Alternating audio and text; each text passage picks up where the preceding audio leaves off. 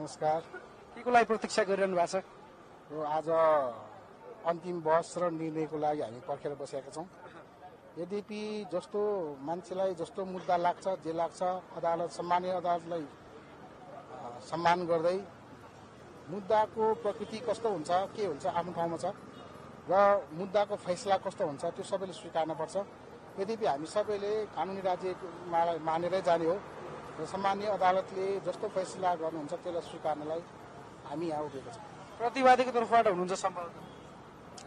प्रतिवादी भनौँ, वादी भनौँ, एउटा चाहिँ पार्टीगत समर्थन पनि हुन्छ र नैतिक समर्थन पनि हुन्छ, स्वेच्छा हुन्छ। त्यो हिसाबले हामी पार्टीगत पनि छौँ र के फैसलाको लागि हामी के निर्णय आउँछ भन्ने प्रतीक्षामा पनि हो। यस प्रकरणमा चाहिँ अनुसन्धान अथवा भनौँ यो अदालतीय प्रक्रियामा चाहिँ राजनीतिक दबाव पनि आएको भन्ने बुझिएको छ। कसरी हेरेको छ राजनीतिक दलले यसलाई चाहिँ? यस्तो छ, राष्ट्रिय राजनीतिमा दबाव आउने, प्रभाव पार्ने भन्ने कुरा हुन सक्छ, हुन सक्दैन भन्ने कुरा हो। तर दबाव र प्रभावले नै यो सम्मानीय अदालतलाई प्रभाव पर्ला जस्तो मलाई लाग्दैन। धन्यवाद। दर्शकवृन्द, तपाईँहरू जिल्ला अदालत काठमाडौँबाट यो ताजा दृश्य हेरिरहनु भएको छ। आज न्यायाधीश प्रेम प्रसाद न्यौपानेको इजलासमा थुन्चेक बहस